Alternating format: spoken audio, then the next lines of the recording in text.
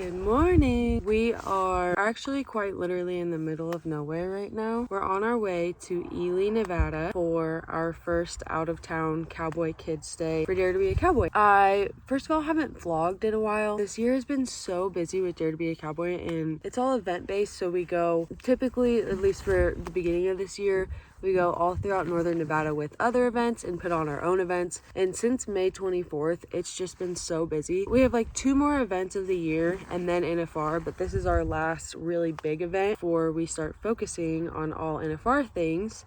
So I figured might as well vlog it because we also made it into a little camping trip. We're a little bit crazy. We brought our dogs. We brought Enchilada and Kevin, the mini donkey and goat, and we picked up 2 new goats on the way here because the petting zoo aspect of the Dare to Be a Cowboy Kids days is pretty big, and obviously kids love animals. My whole goal with the Cowboy Kids days is I want the kids to be able to immerse in the cowboy way of life and like have a hands-on way of learning and being inspired by what the industry and the lifestyle has to offer. And especially for me, animals have always been a big part of that. Actually, my best friend Jenny has a horse in Ely, so I'm going to be using her horse as well. We just didn't want to have to bring a horse all the way down. But anyways, I just really wanted to show you guys what it takes to put on a Dare to Be a Cowboy event. So that's what we're going to be doing today. We got here last night, so it was completely dark.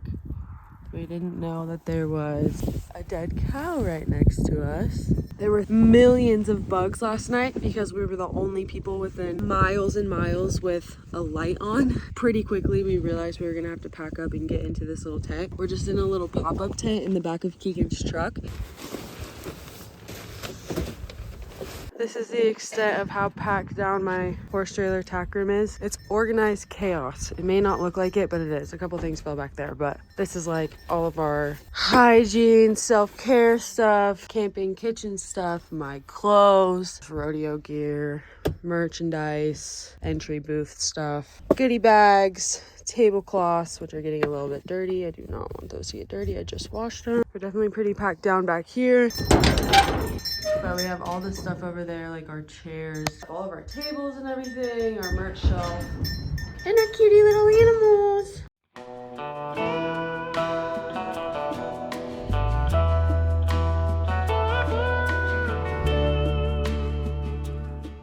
So we made it to Austin, Nevada. It's a super cute town in between Minden and where we're going, Ely. I've already drank 1 Monster, so I'm kind of caffeinated up. But when we were in there, I found these little Black Rifle Coffee Company cans. I have heard so much about Black Rifle, but I've only ever seen their ground coffee, so I've never gotten it before. Veteran owned. This is caramel vanilla, so I went ahead and I didn't try it. I'm just taking a chance here. 300 milligrams. I just realized that. Your girl is gonna be jacked. So I got my ice. I feel like I should shake it. Best served over ice. Oh. A little coffee over ice ASMR. That actually couldn't have worked out more perfectly. I also haven't brushed my hair or anything yet, so like, just don't judge me. The funny thing about vlogging is it doesn't matter how long it's been since I've done it. Whenever I do it again, it's just like old times. Delicious. I usually don't like pre-flavored coffee, but that is actually really good.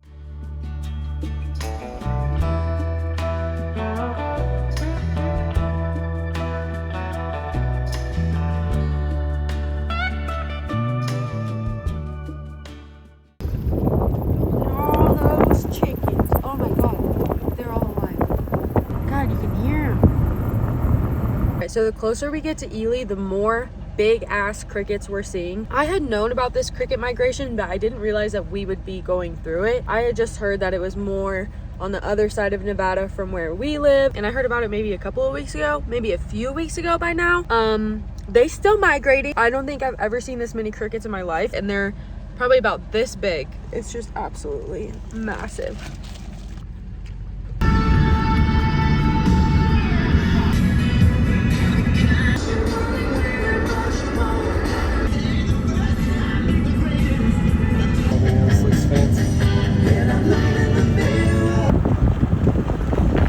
got to Ely. I'm kind kind of rushing to get all of this stuff done. It's really only Keegan and I here to set everything up. We're gonna just start slowly picking away at each of the stations. We should be pretty good, but yeah, this is a little area.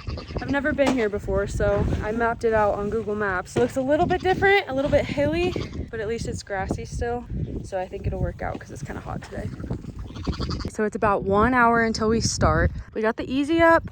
I have the booth semi done. I have mostly everything set up. Usually we have hats and stuff right here, but we're out of hats. We're sold out right now. I'm gonna get this set up. This is where I check people out if they want to buy merch.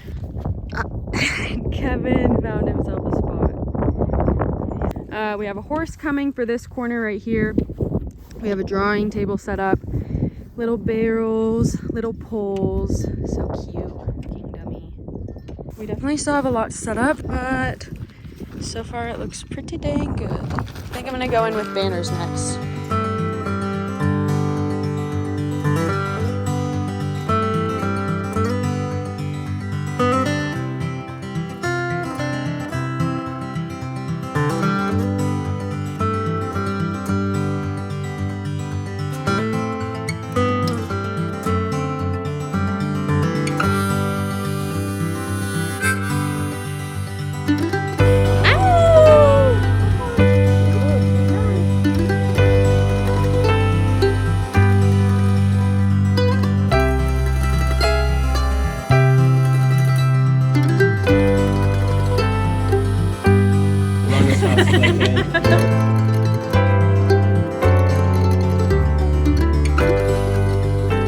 We are ending the day. Me and Keegan are so tired. So today was extremely successful. We had a really good day. We're splitting our drive home again. So we're just gonna find a good spot to camp for tonight, and then we'll be going home in the morning. Overall, today was really good. I'm gonna post a little montage of what today looked like. If you guys want just more information about Dare to Be a Cowboy, Dare to Be a Cowboy's Kids Stays, all of that, just go to Dare to Be a Cowboy's Instagram or our website if you want more videos of today. And yeah, we just had a really good day. I got to see my best friend Jenny. I got to see my nephew Huddy. Seeing them two will revive my energy, especially Huddy boy. But yeah, we're gonna end this for tonight. But look at this sunset.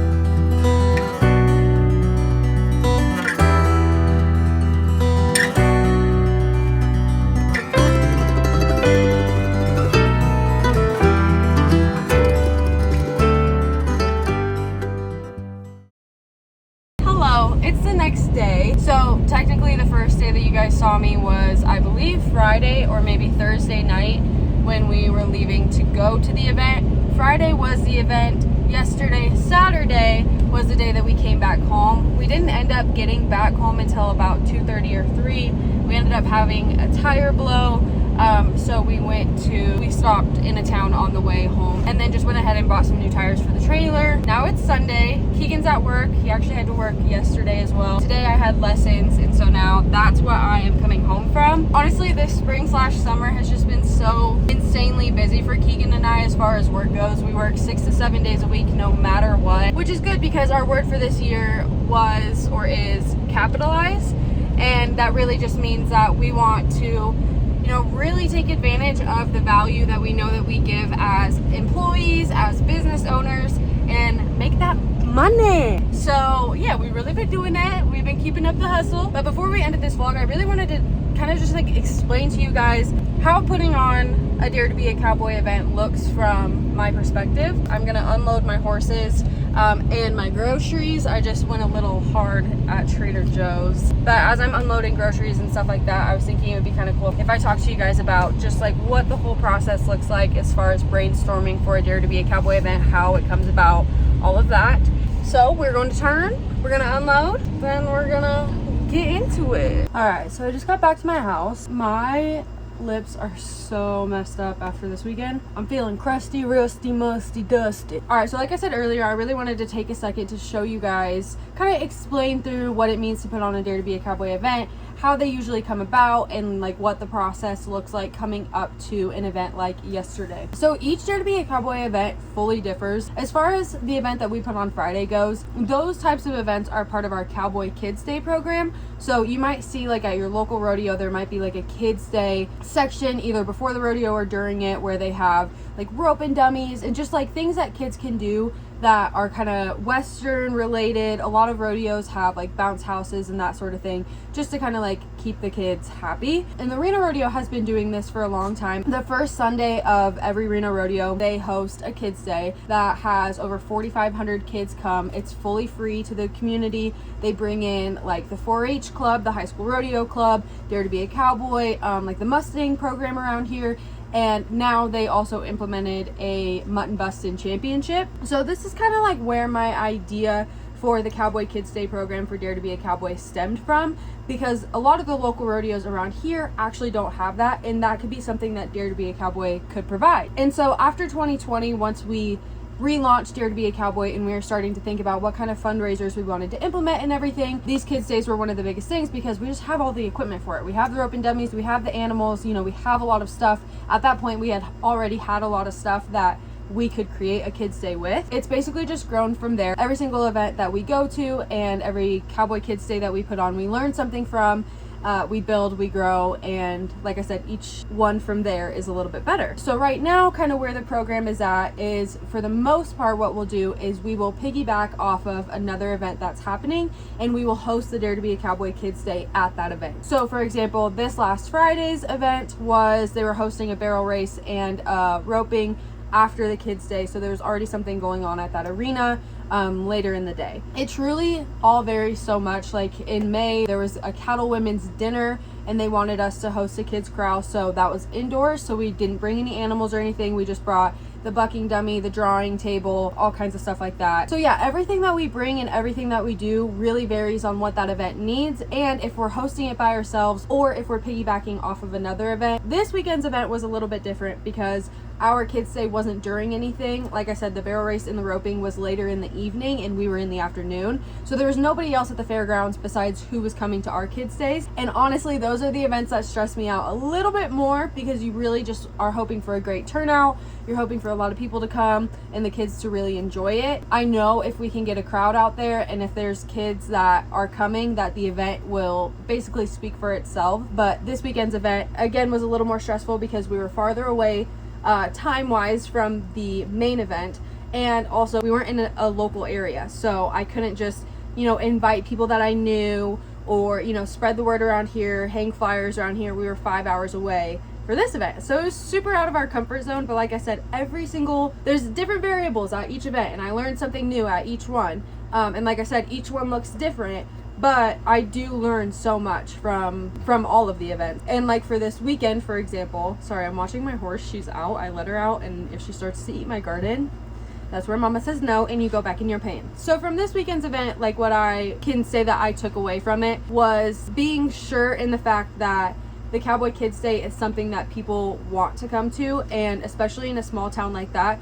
people just want to be able to bring their kids somewhere. And I think I honestly think I take the cowboy lifestyle for granted so much, just naturally, that I don't realize how much of a draw it is for people that aren't already a part of the lifestyle, if that makes sense, to come to an event like what we're doing. And so I think this weekend really just showed me that no matter where we are, no matter what time during the day, like people will want to come to something like this, and I should just be proud of that, and I should just be confident in that. These past 3 years since relaunching it has really been about, you know, trusting myself with that duty, trusting that Dare to Be a Cowboy and I, you know, work together. I fully believe Dare to Be a Cowboy is, you know, like this own entity, if that makes sense. But it's not something that I consider mine. It's something that I like need to build a relationship with. And that's even why, you know, like why I'm so invested in learning about nonprofits and being enrolled in nonprofit courses, because just because I founded it doesn't mean I'm a good president. I have to take the responsibility for myself to continue to educate myself and to continue to gain experience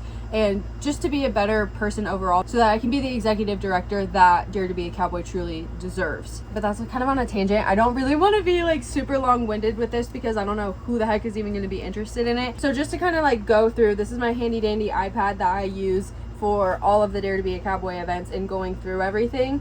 If I didn't have this, I really don't know what I would do, because it's just like the hub for all my notes, all my brainstorming, everything like that. I'm gonna take you guys through like what the process of hosting a Dare to Be a Cowboy event like this last weekend looks like, what it consists of. And then if you guys honestly are interested in this type of conversation, or if you have any questions or anything like that, please feel free to comment them down below, because I could talk about Dare to Be a Cowboy in the process of not only running a nonprofit but a business and putting on events. I could talk about that until I'm blue in the face. I love it so much, and I feel like I never really get to talk about it. From the beginning, all of our events usually start organically. I firmly believe if you want to be successful, you need to have two things, and that's one, an education, and two, and that doesn't just mean college, don't get it twisted, but two, a network. And I think the second one along those lines is the one thing that, not that I didn't value, but I've always thought, like, I just think growing up, I've always been so independent that I've never really thought that, you know, I've needed anyone. And so I don't know if I really valued networking as much as I should have, and as much as I have for the past couple of years. And again, this can be a whole different podcast, but there is just something to knowing people, especially within your community or whatever community you're trying to be successful in. And it's not using people or anything like that. It's just starting that conversation. And like I said, a lot of the events that we put on are started so organically because I have a relationship with the person that's going to be putting on an event, or that is a part of a club that is putting on an event, and they have a need, and that need, you know, in this circumstance is some sort of kids corral, kids program. So networking is huge, and it has been huge for the Dare to Be a Cowboy events, especially this year. I don't think that there's one event that we've gone to that I don't personally know the person that's hosting it, and that's how we end up getting our foot in the door and how we start that conversation. So I'm just gonna go off of what this weekend's event looked like, because it was a lot more hands-on for Dare to Be a Cowboy, considering it was just us. Like I said, no other outside vendors or anything like that. It was just our equipment and everything. So coming into this event, we started talking about it in January. I had gone to Ely for an ice fishing tournament thing that they were hosting, really just to visit Jenny. And the person that we were staying with is who was hosting the roping and the barrel race that was after the event that we put on Friday. So that's how we got our foot in the door, and that's how this event started coming into works. So from there, basically all I need is a space. I need a map of that space. We need to figure out times. Usually good times for a kid's day is like 2 to 4 hours. And then from there, I can really just run. I also need to know about how many kids are going to be there. You usually don't really know. Like for this event, we actually had way more kids than I even anticipated show up, which is so awesome. But especially for the more intimate events, I like to give out goodie bags, so I'd like to know like a rough estimate of how many goodie bags we need to have, flyers, all that sort of thing. Once I have the map, which I usually grab from Google Maps, I have the times and everything, we can put together promotional material as far as flyers goes, and just getting that advertisement out there. No matter what, our core stations at Dare to Be a Cowboy events are a petting zoo. Another core is the bucking dummy that we have. You guys have probably seen a lot of pictures and videos of that. We picked that up a couple of years ago, and it's been like the biggest star, and just like our Western games and our rope and dummy. So no matter what, I will always be bringing those. So when we put out promotional material, and I don't necessarily know exactly what the layout is going to be still by that point, I do know some things that we will be bringing. I use our old Kids Day photos, put that all together on a flyer, and then we send that out. For this event in particular, like I said, I'm not a local to the area, so I did rely on them a little bit for the marketing, got them all the marketing materials, the flyers, made it for them, sent it off their way so that they could start advertising it in their community, at the schools, and everything like that. From there, it's really about piecing together what I want the map to look like. And that's where it being in the local area really helps, because a lot of the places that I go to now to put on the events, I know that arena, I know the terrain, I know what it looks like, I know the spacing. And the last thing that I want is for the event to look empty or, you know, just bad. So this one in particular actually really did stress me out a little bit, because again, I've been to that arena one time for one high school rodeo, maybe twice, but this specific spot I was looking at, I hadn't been to, and you just never know what it looks like after, you know, a few years. So for me, I just went straight to Google Maps and figured out a layout, and then from there I just start piecing it together. So I'll show you guys on my iPad exactly what this looks like. Again, I don't know if anyone's gonna care about this, but I think it's just interesting. All right, so this is the original way that I had the event set up. As you guys saw earlier, when I was videoing and showing you guys kind of the area when I had first gotten there, I was right here. This is a grassy area that we ended up setting everything up in. And this is kind of where the horses were and where the roping dummies were on the racetrack. Originally, I was thinking and mapping it out to where I wanted everything on the racetrack because I wasn't sure if this was going to be enough room. I also really liked how this was enclosed, so we could just like let the goats out and let everybody out, and everyone can just be with them instead of having to just feed them from outside of panels. But I ended up deciding and going with the layout that you guys saw and mapping it out to look like this, although we still changed some things a little bit around. But honestly, if I show up to the event just having a general idea of where I want everything, I'm fine. But I could not imagine showing up to an event not knowing what I'm doing. It would just be really stressful for me because it's harder to piece everything together than even I think sometimes. Even the merch shelf, usually I have to put together, at least in my head or sometimes in front of me, to see how everything will look. Because if you do it the day of and you don't like it, it can be, one, super stressful, but two, figuring out how it should look after that. There just ends up being no time for that, to be honest. So it's nice to be able to just be in work mode, having an idea of where you want everything when you actually show up to the event. So yeah, this is what we ended up turning out to want. So usually I'll just draw this up and then I'll send it out to the people that we're working with Dare to Be a Cowboy, including Keegan, so we can kind of just confirm it and make sure everything looks good. I sent it to the people that were putting on the event that we were hosting this with, so they can confirm it and make sure that this spot was good and everything looked great. And once we have everything here figured out, then I start getting into the nitty gritty of everything that we need for every station. This is another map.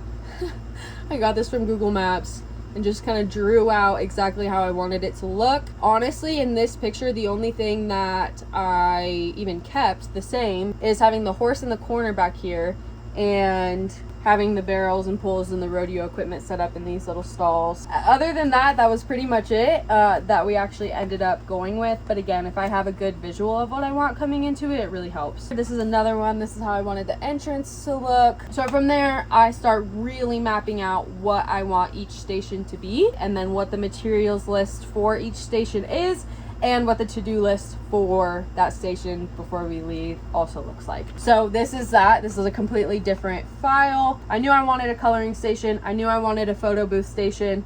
I knew I wanted cactus ring toss. I knew I wanted a bucking dummy, petting zoo, rodeo gear, barrels and poles as far as our little mini set goes, a pig scramble. We didn't end up doing this, but I was just trying to piece through that. And then we started getting into what each station needs.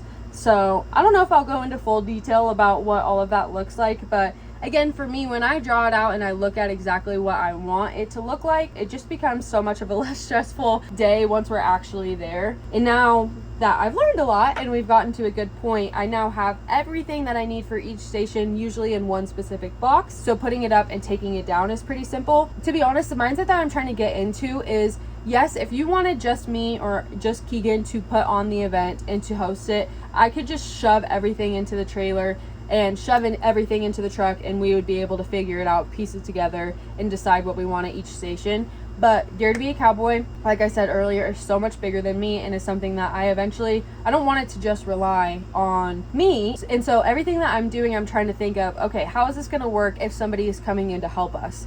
And I would love for it to be very seamless as far as putting everything up and taking everything down goes, to be able to just give them a tub. Here's a drawing table tub, has all the coloring stuff in it, has the crayons in it, has the tablecloth in it, and it would be easy to set up that way. So yeah, like I said, we're evolving, we're getting bigger, and I'm just trying to keep up with it, but at the same time think ahead and just set everything up so that, for the years to come, we're not constantly trying to fix holes that we have kind of just walked over, which can be really easy to do when you're running a business. So yeah, apparently I've been talking for 26 minutes. I haven't even looked at the clock until now.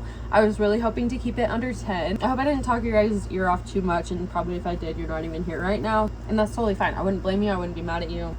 Do your thing. But with that said, it is Sunday. I'm going to enjoy the rest of my Sunday. I'm going to unload groceries that I still haven't unloaded yet. We're gonna cook, we're gonna meal prep, we're gonna clean the house, and we're just gonna have a great rest of the week. Like I said in the beginning of this vlog, I don't vlog very much anymore, but every time I do, it just seems like such a seamless part of my life. But anyways, yeah, I hope that you guys really enjoyed this video, really like seeing a little behind the scenes of what it takes to put on a Dare to Be a Cowboy event. And like I said, if you have any questions or anything, feel free to privately message me or comment them down below. If we get enough questions about it, I'm gonna make a whole ass video, okay? I'll make a whole video just dedicated to Dare to Be a Cowboy. I got no problem with that. My horse is getting into a grain bag right now, and I kind of was just letting her for a little while, but now she just spilled it. So we're gonna go outside and we're gonna clean that up and we're gonna go put her away because she just ruined all of her chances to be outside. All right, guys, I love you so much. Make sure to subscribe. Go follow me on Instagram at Hannah Virginia. Make sure to go follow Dare to Be a Cowboy at Dare to Be a Cowboy. We have some merch up. These hats are gonna be out soon. They were sold out at this event and for the past couple of weeks because they just went so fast. But they should be back in stock within the next week or so. We also have my cute little keychain. These are available. Actually, also almost sold out. Kind of crazy. Our merchandise has been hot since it came out in May, and then these came out like last week and they're already almost gone. I know all the blue ones are already gone. I'm pretty sure there's one more of these, and then I think we only have like 3 more of the tan ones, which is crazy. I did put in a new order, so hopefully, but definitely get yourself one because look how cute that is. The yellow is my favorite. I'm just obsessed with yellow lately. Anyways, guys, I love you so much. I hope you have a great week, and I will talk to you soon. Bye.